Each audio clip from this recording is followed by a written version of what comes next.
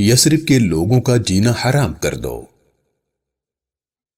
مسلمان ہجرت کر کے مدینہ منورہ آئے تو مکے کے لوگوں نے ان کے گھروں اور جائیدادوں پر قبضہ کر لیا ہے۔ رسول اللہ صلی اللہ علیہ وآلہ وسلم کے گھر والوں کی مدینہ منورہ ہجرت کرنے پر مکے والے گھر پر معتب بن ابی لہب نے قبضہ کر لیا ہے۔ رسول اللہ صلی اللہ علیہ وآلہ وسلم کا گھر مکے میں بہترین گھروں میں سے ایک ہے۔ عبداللہ بن جہش کے گھر پر ابو سفیان نے قبضہ کر لیا ہے۔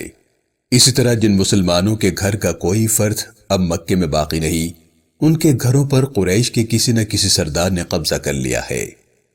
اس پر بھی مسلمان شاید صبر شکر کر لیتے اور سب کچھ بھولنے کی کوشش کرتے، لیکن قریش نے ایسا ہونے نہیں دیا۔ انہوں نے مدینہ منورہ آ کر بسنے والوں کو چین سے رہنے نہیں دیا۔ اس کے باوجود رسول اللہ مکے اور اس کے مکینوں کے لیے نرم گوشہ رکھتے ہیں۔ قریش مکہ نے مدینہ منورہ میں رہنے والے غیر مسلمان عربوں کو خط لکھا ہے۔ خط لکھنے والے ابو سفیان بن حرب اور ابی بن خلف ہیں۔ دونوں مدینہ منورہ میں اثر و رسوخ رکھتے ہیں۔ عرب میں کوئی قبیلہ ایسا نہیں جس سے لڑنا ہمیں تم لوگوں سے لڑنے سے زیادہ تکلیف دہ ہو۔ تم لوگوں نے محمد بن عبداللہ اس کے ساتھیوں کو اپنے شہر میں جگہ دی اور ان کی مدد کی ہے۔ یہ بات شرمناک اور تم لوگ اس معاملے میں غلطی پر ہو۔ تم لوگ ہمارے اور ان کے درمیان نہ آؤ۔ اس خط کا جواب قریش مکہ کو انکار کی صورت میں ملا ہے۔ مدینہ منورہ کے غیر مسلمان عربوں نے اس سلسلے میں کوئی بھی قدم اٹھانے سے انکار کر دیا ہے۔ مدینہ منورہ کے رہنے والے ایسا اقدام اٹھا کر اپنے قبیلے کے لوگوں کو ناراض نہیں کرنا چاہتے۔ ان کے نزدیک مکے سے آنے والے مہاجر ان کے قبیلے کے لوگوں کی پناہ میں ہیں۔ قریش کی بات مان کر وہ اپنے ہی شہر میں اپنے اور اپنے قبیلے کے لوگوں کے لیے مشکلات پیدا کریں گے۔ مدینہ منورہ میں رہنے والے تمام عرب جو ابھی تک رسول اللہ پر ایمان نہیں لائے، عبداللہ بن ابی کے زیر اثر ہیں۔ وہ لوگ عبداللہ کو اپنا سردار مانتے ہیں، اس کی مرضی کے خلاف معاہدہ کرتے ہیں، نہ کوئی قدم اٹھاتے ہیں۔ قریش مکہ اس بات سے پوری طرح واقف ہیں۔ قریش نے کچھ عرصہ گزرنے کے بعد عبداللہ بن ابی ابن سلول اور اس کے ہم خیال لوگوں کو ایک خط لکھا ہے۔ خط کچھ یوں ہے: تم لوگوں نے ہمارے مفرور بھاگے ہوئے لوگوں کو اپنے شہر میں پناہ دی ہے۔ تم لوگ ان سے لڑائی کرو یا انہیں اپنے شہر سے نکال دو۔ اگر تم نے ایسا نہیں کیا تو ہم یثرب پر حملہ کر دیں گے۔ ہم تمہارے مردوں کو قتل اور تمہاری عورتوں کو لونڈیاں بنا لیں گے۔ قریش مکہ کی جانب سے عبداللہ بن ابی کو لکھے گئے خط کی وجہ سے مدینہ منورہ میں پریشانی پھیل گئی ہے۔ رسول اللہ کے علم میں آیا کہ عبداللہ بن ابی قریش مکہ کے خط کی وجہ سے لوگوں کو جمع کر کے مہاجرین سے لڑائی کے بارے میں مشورہ کرنا چاہتا ہے۔ رسول اللہ نے عبداللہ بن ابی سے کہا ہے، تم نے قریش کی دھمکیوں کو زیادہ سنجیدگی سے لیا ہے، حالانکہ وہ تمہیں اس سے زیادہ نقصان نہیں پہنچا سکتے جتنا تم اپنے آپ کو پہنچانے کے لیے تیار ہو۔ کیا تم اپنے بیٹوں اور بھائیوں سے لڑنا چاہتے ہو؟ انصار مدینہ رسول اللہ پر دل اور جان نثار کرتے ہیں، جسے دیکھ کر لوگوں نے یہ فیصلہ کیا ہے کہ ہم نے محمد بن عبداللہ اور مہاجرین کے خلاف کوئی قدم اٹھایا تو مدینہ منورہ میں خانہ جنگی شروع ہو جائے گی۔ اس ڈر سے عبداللہ بن ابی اور اس کے ساتھی خاموش ہیں۔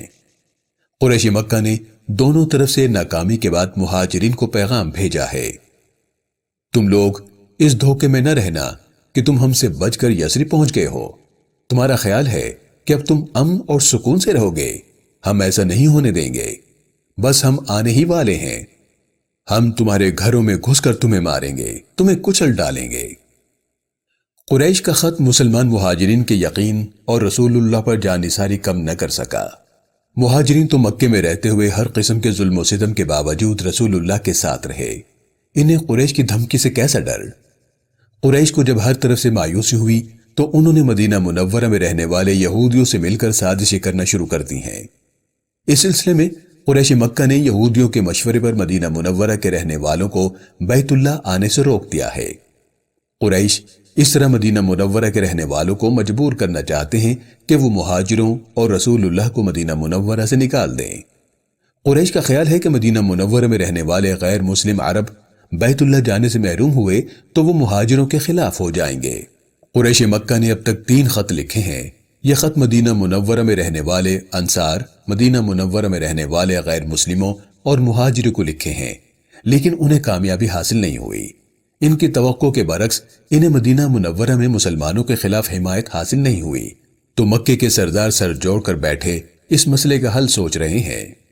انہوں نے سوچا ہے کہ مدینہ منورہ میں رہنے والے لوگوں کا اقتصادی محاصرہ کیا جائے۔ اب قریش مسلمانوں سے اقتصادی جنگ کرنا چاہتے ہیں۔ مکے میں رہنے والے لوگوں کی اکثریت تجارت سے تعلق رکھتی ہے، اس لیے ان کے خیال میں یہ بڑا مؤثر ہتھیار ہے۔ پورے عرب میں تجارت کا کنٹرول قریش مکہ کے پاس ہے، تمام تجارتی راستے بھی ان کے کنٹرول میں ہیں۔ وہ اس پوزیشن میں ہے کہ کسی قسم کا سامان مدینہ منورہ نہ پہنچنے دیں۔ قریش مکہ کے اس قدم سے مقامی پیداوار ہونے کے باوجود مدینہ منورہ میں لوگوں کو مشکلات کا سامنا ہے۔ کھانے پینے کی اشیاء کی قیمتیں بہت زیادہ بڑھ گئی ہیں۔ قریش اس سے پہلے مکے میں 3 سال تک بنی ہاشم کا مالی اور سماجی بائیکاٹ کر چکے ہیں۔ اس بار بھی یہ جنگ قریش مکہ ہی نے شروع کی ہے۔ رسول اللہ اس صورتحال سے پریشان ہے۔ آپ محسوس کرتے ہیں کہ قریش ان کی دشمنی میں سارے شہر کے لوگوں کو تنگ کر رہے ہیں۔ سیدہ عائشہ صدیقہ رضی اللہ تعالیٰ عنہ بیان کرتی ہیں، مدینہ منورہ اقتصادی محاصرے میں تھا تو کھانے پینے کی اشیاء بہت مہنگی ہو گئیں۔ ہم گھر میں کھانا بنانے کے لیے آگ نہیں جلاتے تھے، اس لیے کہ گھر میں کھانا بنانے کے لیے کچھ نہیں ہوتا تھا۔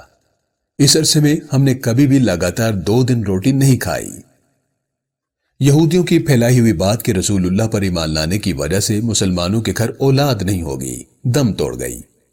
اسما بنت ابی بکر کے گھر عبداللہ بن زبیر پیدا ہوئے ہیں۔ ہجرت کے بعد مہاجرین کے گھر میں پیدا ہونے والی یہ پہلی اولاد ہے۔ اسما بنت ابی بکر رضی اللہ تعالیٰ عنہ اپنے بیٹے کو لے کر رسول اللہ کے پاس آئی ہیں۔ رسول اللہ صلی اللہ علیہ وآلہ وسلم نے عبداللہ کو گود میں لیا، کھجور منگوا کر چبائی اور نرم کر کے عبداللہ کے منہ میں ڈالی ہے۔ رسول اللہ صلی اللہ علیہ وآلہ وسلم نے اسما کو مبارکباد اور دعا دی ہے۔ ہجرت کے بعد انصار میں سب سے پہلے پیدا ہونے والے نعمان بن بشیر ہیں۔ پہلے ہجری سال کے آخر میں رسول اللہ کے لیے مسجد کے ساتھ دوسرا حجرہ تعمیر کیا گیا ہے۔ یہ حجرہ سیدہ سودا رضی اللہ تعالیٰ عنہ کے حجرے کے ساتھ بنایا گیا ہے۔ اس حجرے کی تعمیر کے بعد سن 2 ہجری کے شروع میں سیدہ عائشہ صدیقہ رضی اللہ تعالیٰ عنہ کی رخصتی ہوئی ہے۔ یہ پہلا موقع ہے کہ رسول اللہ نے ایک ہی وقت میں باری باری 2 نکاح کیے ہیں۔ اس وقت سیدہ عائشہ کی عمر 19 سال ہے۔ سیدہ کا نکاح رسول اللہ سے مکے میں ہجرت سے 3 سال پہلے ہوا تھا۔ نکاح اور رخصتی کے درمیان 5 سال کا وقت گزرا ہے۔ کچھ تاریخ دانوں کے مطابق رخصتی کے وقت سیدہ عائشہ کی عمر 9 برس ہے۔ سیدہ عائشہ نے رخصتی کے وقت سرخ دھاریوں والا لباس پہنا ہوا ہے۔ یہ بہت قیمتی کپڑے سے بنا ہے جو ابو بکر بن ابو قحافہ بحرین سے خرید کر لائے ہیں۔ سیدہ عائشہ نے گلے میں ہار پہن رکھا ہے۔ اس ہار پر یمن کے قیمتی پتھر کالے رنگ کے زفات جڑے ہوئے ہیں۔ انصار کی عورتوں نے سیدہ عائشہ رضی اللہ تعالیٰ عنہ کی دلہن کے طور پر آرائش کی ہے۔ انصاری عورتیں سیدہ عائشہ کو دعا دے رہی ہیں، اللہ کرے تم سلامت رہو اور تمہارا نصیب اچھا ہو۔ اب مسجد نبوی کے ساتھ مشرق میں 2 حجرے موجود ہیں۔ یہ حجرے کھجور کی شاخوں سے تعمیر کیے گئے ہیں۔ ان کی چھتیں بھی کھجور کے پتوں کی ہیں۔ ان کے نیچے صنوبر کے درخت کے تنے بطور شہتیر رکھے گئے ہیں۔ چھتیں زیادہ اونچی نہیں ہیں۔ ان کے صحن بھی چھوٹے ہیں۔ دروازہ کھولنے یا بند کرنے کا کوئی انتظام نہیں ہے، نہ ہی ان دروازوں کو بند کرنے کے لیے کسی کنڈی یا چٹخنی کا اہتمام ہے۔ بعد میں ان دروازوں پر کپڑے کے پردے لٹکا دیے گئے ہیں۔ مکے میں رسول اللہ کا گھر عمدہ اور بڑے گھروں میں سے ایک تھا۔